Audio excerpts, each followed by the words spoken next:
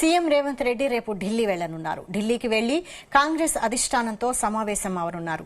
రాష్ట్రంలో అధికారం చేపట్టి ఏడాది పూర్తవుతున్న నేపథ్యంలో నిర్వహించే ప్రజాపాలన విజయోత్సవాలపై అధిష్టానంతో చర్చించే అవకాశం ఉంది.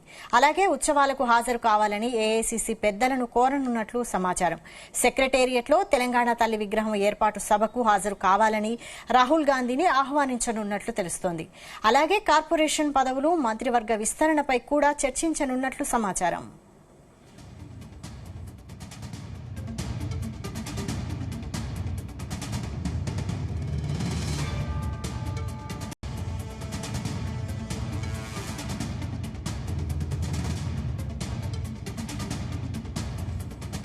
ఇక రేవంత్ ఢిల్లీ టూర్ కు సంబంధించి మరిన్ని అప్డేట్స్ బ్యూరో చీఫ్ నరేందర్ అందిస్తారు. నరేందర్. రైట్ వైశాలి, ముఖ్యమంత్రి రేవంత్ రెడ్డి రేపు అసినకు బయలుదేరుతున్నారు. ప్రధానంగా ఏడాది పూర్తి చేసుకోబోతున్నటువంటి నేపథ్యంలో చాలా అంశాలు కూడా అధిష్టానంతో ఆయన చర్చించే అవకాశం ఉంది. ప్రధానంగా అధిష్టానంలో ప్రధానమైనటువంటి మల్లికార్జున ఖర్గే కావచ్చు, లేదంటే రాహుల్ గాంధీ, అదేవిధంగా సోనియా గాంధీ, అదేవిధంగా ప్రియాంక గాంధీ కూడా నిన్న ఎన్నికైనటువంటి నేపథ్యంలో ఆమె కూడా గెలిచినందుకు శుభాకాంక్షలు తెలిపే అవకాశం ఉంటుంది. అదే సమయంలో ఇక్కడ జరగబోతున్నటువంటి ప్రధాన అంశాలు ఉన్నాయి. ముఖ్యంగా కార్పొరేషన్ పదవులకు సంబంధించి, ఎందుకంటే కొన్ని ఇప్పటివరకు ఇచ్చారు, సామాజిక వర్గంగా ఇంకా చాలా మంది కూడా ఇవ్వాల్సిన అవసరం ఉంది. 30 పైగా ఇచ్చారు, మరికొన్ని కూడా నింపాల్సిన అవసరం ఉంది. ఎందుకంటే చాలా మంది కూడా ఎక్స్పెక్ట్ చేస్తున్నారు.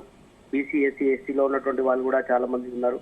అదేవిధంగా మంత్రి పదవులకు సంబంధించి ఇప్పటి వరకు మొత్తం 17 నింపాల్సి ఉంటుంది. కేవలం 10 మాత్రమే ఉన్నాయి. సీఎంతో కలిపి 11. ఇంకొక 6 ఖాళీలు ఉన్న నేపథ్యంలో వీటిని కూడా త్వరలోనే నింపే అవకాశం అయితే కనిపిస్తుంది. ఇంకా అన్ని రకాల అంశాలు కూడా చూసే అవకాశం ఉంటుంది. ఎందుకంటే దీంట్లో ప్రధానంగా బీసీలకు సంబంధించి కావచ్చు, ఎస్సీలకు సంబంధించి కావచ్చు, బీసీలో మరొక ముదిరా సామాజిక వర్గాన్ని నింపలేదు. అదేవిధంగా యాదవ సామాజిక వర్గానికి సంబంధించినటువంటి దాంట్లో కూడా స్పేస్ ఉంది. ముఖ్యంగా ఎస్సీలో కూడా మాల సామాజిక వర్గానికి సంబంధించినటువంటి వ్యక్తులు మాత్రమే ఉన్నారు. మాదిగ సామాజిక వర్గానికి సంబంధించినటువంటి వ్యక్తిని కూడా ప్రపోజ్ చేయాల్సి ఉంది. ఇట్లా చాలా అంశాలు కూడా ఢిల్లీకి వెళ్లి ఆయనే అధిష్టానంలో ఉన్నటువంటి పెద్దలందరూ కూడా ఆయన మాట్లాడే అవకాశం అయితే కనిపిస్తుంది. అదే దానితో పాటు విజయోత్సవాలకు సంబంధించి, ఎందుకంటే మనం చూస్తున్నాం ఇప్పటికే వారం రోజుల నుంచి రాష్ట్రంలో సంబరాలు జరుపుతోంది.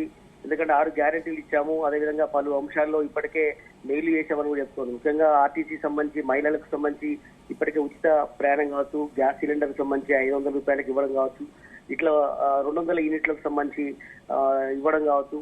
ఇట్లా ముఖ్యంగా రైతు రుణమాఫీ సంబంధించి ఇప్పటికే 2 లక్షల రుణమాఫీ చేసింది. దీనికి సంబంధించి సంబరాలు చేసుకుంటున్న నేపథ్యంలో ఇవి టోటల్ గా వచ్చేటువంటి 7, 8, 9 వరకు కూడా అటు తెలంగాణ వ్యాప్తంగా ముఖ్యంగా హైదరాబాద్ లో 7, 8వ తేదీ నాడు పెద్ద ఎత్తున ఇక్కడ విజయోత్సవాలు జరపాలి. నెక్లెస్ రోడ్లను కూడా ఇప్పటికే ప్లాన్ చేయడం జరిగింది. నిన్న సెక్రటరియట్ లో ముఖ్యమంత్రి, అదేవిధంగా మంత్రి మండలి అందరూ కూడా సమావేశం అయ్యారు. దీనికి సంబంధించి ఒక తుది కూర్పు కూడా చేయడం జరిగింది. ఒక పక్క విజయోత్సవాలు జరుపుకోవడం, అదేవిధంగా కార్పొరేషన్ పదవుల్ని ఎక్కడైతే వేకెన్సీ ఎక్కడ నింపడం, మంత్రివర్గ విస్తరణ ఇప్పటికే ఎంపీ ఎలక్షన్ తర్వాత వెంటనే జరుపుతున్నారు. అది కూడా చాలా కాలమైంది.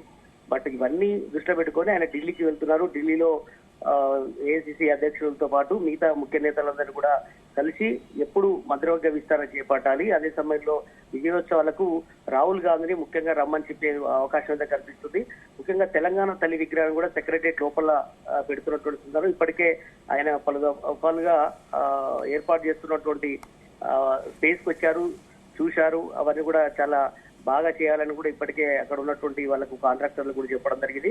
కనుక సెక్రటరియట్ లోపల ఏర్పాటు చేసేటువంటి దానికి ఖచ్చితంగా రాహుల్ గాంధీ కానీ, సోనియా గాంధీ కానీ ఎవరైనా వచ్చి దాన్ని ప్రారంభోత్సవం చేయాలి అన్నటువంటి విషయాన్ని కూడా చెప్పే అవకాశం అయితే ఉంది రేవంత్ రెడ్డి. ఏదైనా కూడా ఈ టూర్ వెనుక చాలా అంశాలు కూడా ఉండే అవకాశం అయితే కనిపిస్తుంది.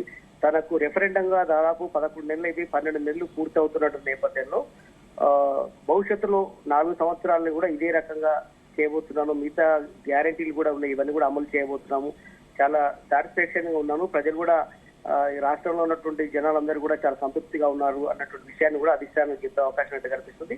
మొత్తానికైతే ఢిల్లీకి వెళ్లి అన్ని అంశాలను చెప్పడంతో పాటు మంత్రివర్గ విస్తరణ మీద కూడా చాలా క్షుణ్ణంగా ఎక్కడెక్కడైతే ఎవరైతే ఆశావాదులు ఉన్నారు జిల్లాల వారీగా మనం చూస్తున్నాం. ప్రజెంట్ గ్రేటర్ హైదరాబాద్ లో మంత్రివర్గానికి సంబంధించి ఎవరిని కూడా ఫిలప్ చేయలేదు.